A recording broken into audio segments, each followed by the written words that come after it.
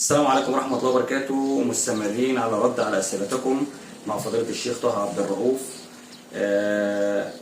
طبعا سؤال اليوم، السلام عليكم، لو سمحت أنا عندي بنتين وكنت بسأل هل يجوز أن أكتب لهم بيتي وأرضي، وعلما أن أنا عندي إخوات ولاد وكنت مساعدهم أيام الرخاء، كنت مساعد كل واحد بيهم بمبلغ، ولا ده ملوش دعوة بالكلام ده؟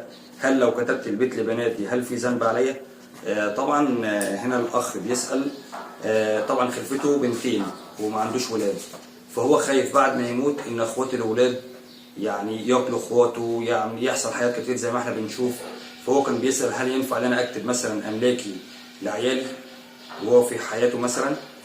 طبعا هيرد علينا فضيلة الشيخ طه عبد الرؤوف، وان شاء الله الرد يكون مناسب وباذن الله تعجبكم الحلقه. بسم الله والصلاة والسلام على رسول الله. بالنسبة لسؤال الأخ السائل اللي بيقول هل يجوز إن أنا أكتب أرضي لبناتي الاثنين وأنا كنت مساعد إخواتي قبل كده؟ أول حاجة السؤال ذو شقين. الشق الأولاني أنت كنت مساعد لوجه من؟ لوجه الله. سيب ربنا هو اللي يديه. يعني هو الأخ الكبير وكان بيساعد في إخواته عادي، بس كان مقتدر يعني. بس ربنا ده احمد ربنا اللي قدرك على مساعدته. يبقى أول حاجة إن كاتب لك بر بوالديك. نعم. الحاجة الحاجة الثانية إن كاتب لك صلة رحم.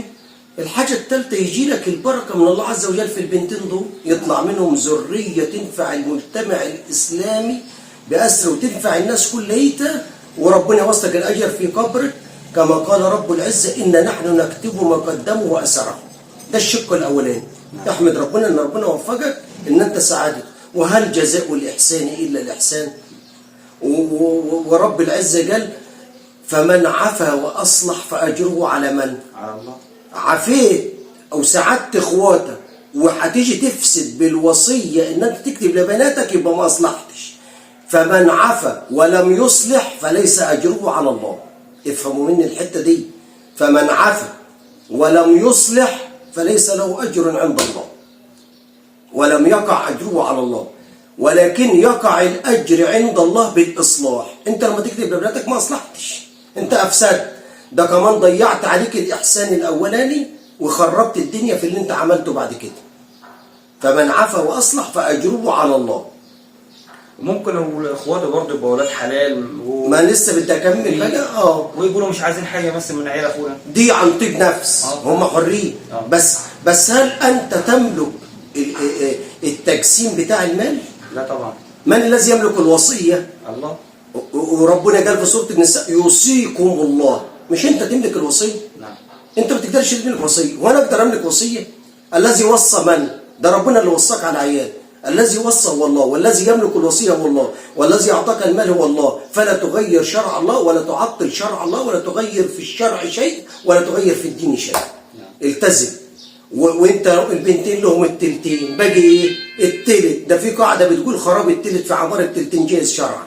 يعني لو ليه عند واحد 60,000 ومفلس وعليه وصولات ومعاه وصولات ممكن اشكيه واخد منه، بس هياخدوه يحطوه في السجن. فيجي واحد من الحلال قال لا في 40,000 هم خدهم ويعفوا على 20 باقيين. يا سيدي زي الفل، هاخد ال40 وما دخلش الراجل السجن وال20 مسمح فيهم وربنا هينميهم ليه ويزودهم ليه عند الله عز وجل.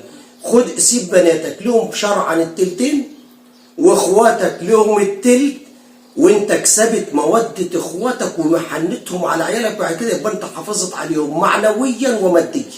نعم. حافظت عليهم معنويا وماديا، ومش خدت في جبرك شيء، ولا جبرك ولع عليك نار.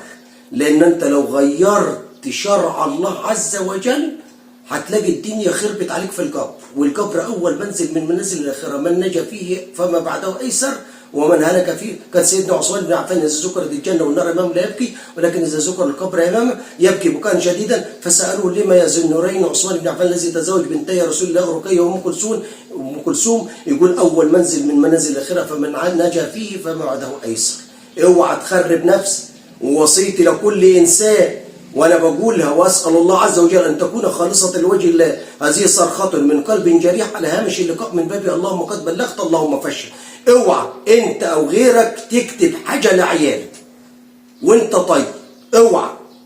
اوعى تكتب، اوعى تقسم، اوعى توزعها لا تمزحها. سيبهم بعد ما تموت ان كانوا اولاد صالحين هيقعد بينهم وبين بعض رجل صالح ويقسم عليهم. مش قاعد مش اتفقوا، انت رقبتك سليمه بين يدي الله ومش خربت على نفسك ومش خليت الجبر يولع عليك نار. اوعى تقسم وانت طيب. جلابيه انت لابسها يا اخي، تلبسها لغيرك وانت طيب ازاي؟ اوعى تقسم وانت طيب.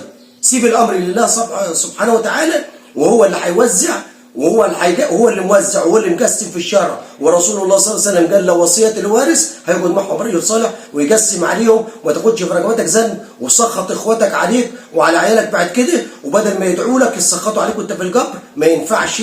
انت محتاج لكل حسنه في قبرك، وبناتك محتاجين ليه تحن عليهم بعد كده. والسلام عليكم ورحمه الله وبركاته.